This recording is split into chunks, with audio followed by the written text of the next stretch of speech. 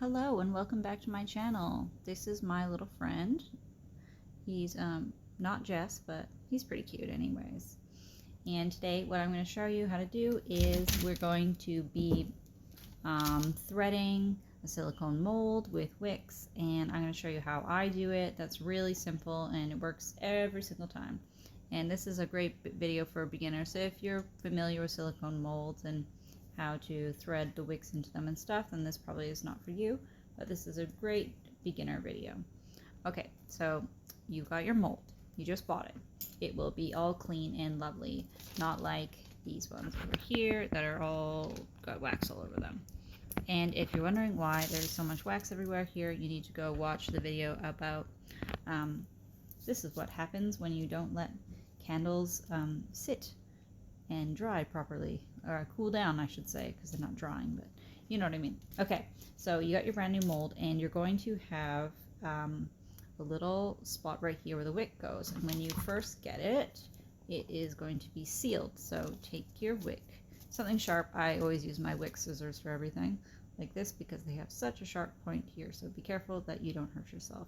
And you're going to want to put a hole right in the top here. It's okay, don't be scared, just put a hole in there, it's fine.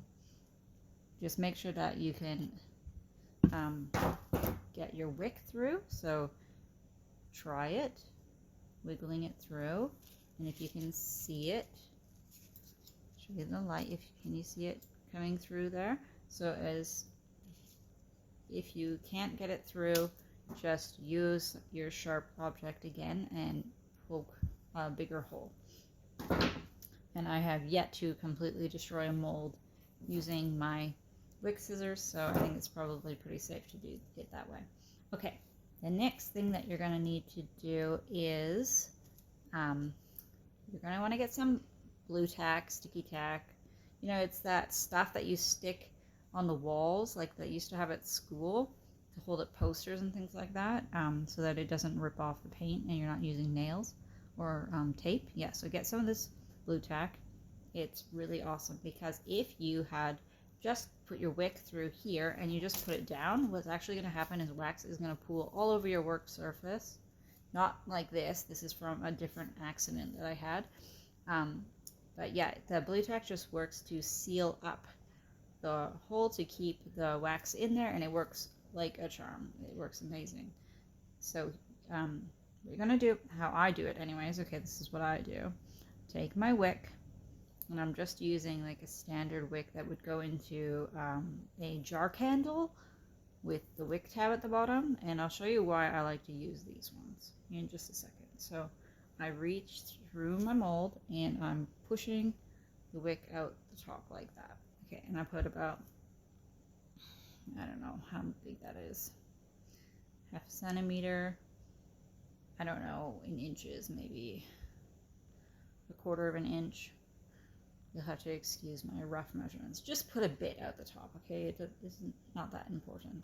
Take your blue tack and stick it on there. Push it pretty hard, okay? And then what you're gonna do, put the mold down on the table, and you're gonna wanna push your fingers on the sides, like inside like this. So I'll show you. Putting it down, and I'm sticking it, pushing it on the back and the front so that it's stable, okay? Can you see it? It's stable now. So the blue tack works to hold it stable, and it also keeps the wax from dripping out. Right, next step now, take a skewer, just a wooden skewer, you know, get giant bags of them and just break it in half. Nothing fancy. You can use lots of different things, but this is what I use. It works great. Okay, do this. Wrap it once and pull it tight with your fingers like this. And you kind of roll it through your fingers like that. Then I'm going to do it again.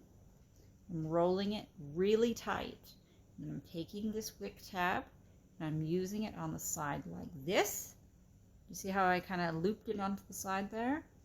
Because it's going to keep it stable for me as I'm pouring the hot wax in, because what I notice is that when I pour the hot wax in, the wax that is on the wick will loosen because of the heat, and then it wiggles around.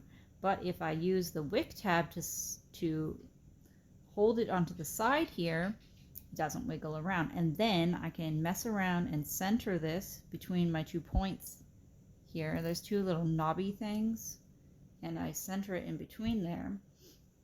And it's really easy to go in and make an adjustment after the wax is poured. So from here, it's literally you just pour the wax in. I'll just go get some wax. I'm back. I've got my wax, and I'm just going to pour it into my mold now. Let me just adjust the camera so you can see a bit better. There we go. All the way up to the top. And good. All right, now I'm going to let that, okay, you see here, this is what I'm talking about. This is not centered, so all I can do now is wiggle this over, no problem. And I'm actually like physically moving the skewer stick so that the wick is centered instead of trying to move the wick, but the actual like wick that's wound up there, because I wound it very tight. But with the wick tab here, it holds it centered in. Now it's not going to move. And now it can just sit there, cool down, solidify, and then it will eventually look like this. Oh, I just totally messed that up demonstrating to you. Okay, here's a good learning moment. Don't do that. Stealing the skewer off this one because I don't have anything else handy right now. And don't put your fingers in the hot wax to get out the wick tab. Use something else. Save yourself. There we go. Just stick it back on there. Center it up. Okay, we're good to go again. Hang on, I will move the camera. When it is cooled down, it will change to this nice lighter colored purple. And then it will be ready to unmold. And I have another video. I'll put the little card and you can see me unmold them and make a mess. So watch that one, it's fun, and I'll see you in that video. Bye from the beautiful skull candles.